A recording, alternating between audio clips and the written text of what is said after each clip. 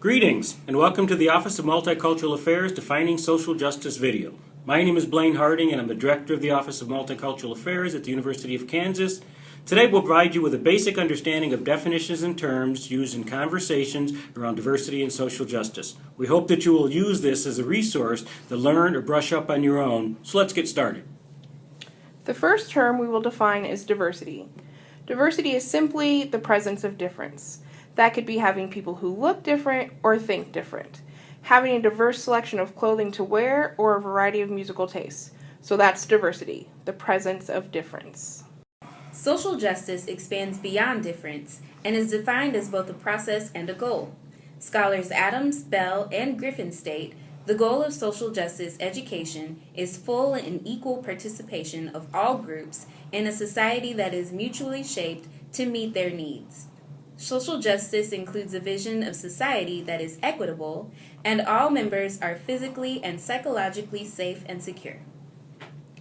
Oftentimes, social justice and diversity are used interchangeably, but they are very different.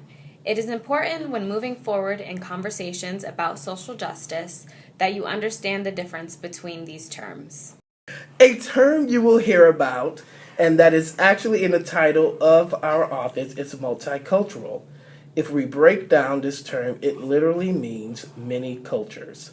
If we go even further, cultures could represent religious culture, ethnic culture, geographic culture, even KU culture, rock chalk.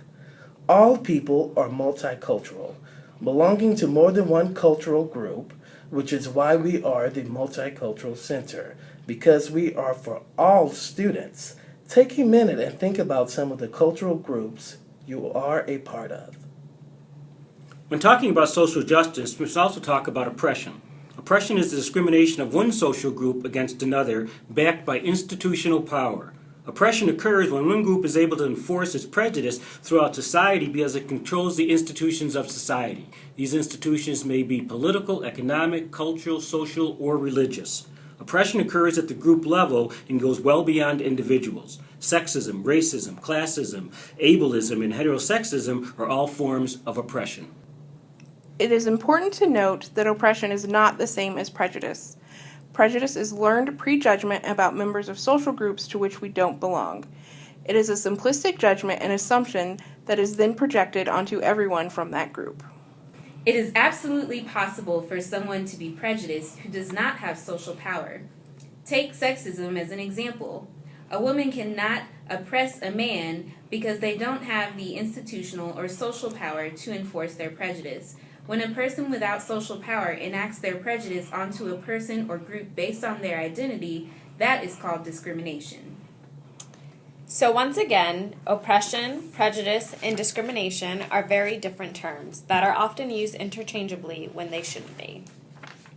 Creating a space that is inclusive, accepting, and honoring of all people and all identities can sometimes feel challenging and take quite a bit of work, especially if we are just learning how to do it. Some key ways that you can be more inclusive in your own community are: use inclusive language. For example, instead of asking a young lady if she has a boyfriend, making the assumption that she is straight, you might ask if she has a partner or significant other.